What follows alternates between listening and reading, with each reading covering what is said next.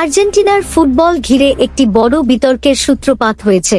লা ন্যাসিয়ন এর প্রতিবেদন অনুসারে জাতীয় দল 2026 ফিফা বিশ্বকাপ থেকে বাদ পড়ার সম্ভাবনার মুখোমুখি।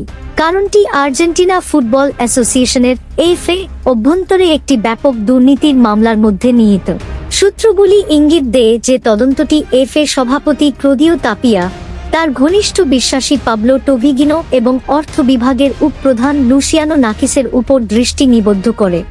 বিচার বিভাগীয় কর্তৃপক্ষ পিলারে অবস্থিত 10 হেক্টর জমির একটি সম্পত্তি, যেখানে একটি হেলিকপ্টার ল্যান্ডিং প্যাড, একটি ঘোড়ার খামার এবং 50টিরও বেশি ভিনটেজ গাড়ি রয়েছে, বৈধ উপায়ে অধিগ্রহণ করা হয়েছে কিনা তা পরীক্ষা করছে।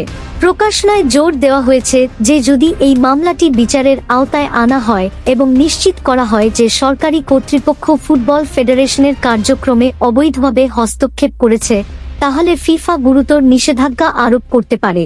এটি বর্তমান বিশ্ব চ্যাম্পিয়ন আর্জেন্টিনার জাতীয় দল বিশ্বকাপ থেকে অযোগ্য ঘোষণার সম্ভাবনা উল্লেখযোগ্যভাবে বাড়িয়ে তুলতে পারে। প্রতিবেদনগুলি থেকে জানা যায় যে এর আগে আইন প্রযোগকারী সংস্থাগুলি এফএ সদর দপ্তর এবং সারা দেশে 13টি ফুটবল ক্লাবে অভিযান চালিয়েছিল। তদন্তকারীরা সন্দেহ করছেন যে এই ক্লাবগুলি অর্থ পাচার এবং অবৈধ আর্থিক কার্যকলাপে জড়িত থাকতে পারে। বিশেষ করে সুর ফিনান্সাস কোম্পানির সাথে সম্পর্কিত মামলাগুলি উল্লেখযোগ্য।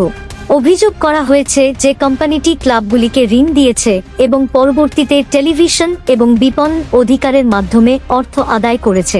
মজার বিষয় হল, কোম্পানিটি ফিফা সভাপতি তাপিয়ার ঘনিষ্ঠ সহযোগী আরিয়েল ভ্যালেজোর মালিকানাধীন বলে জানা গেছে।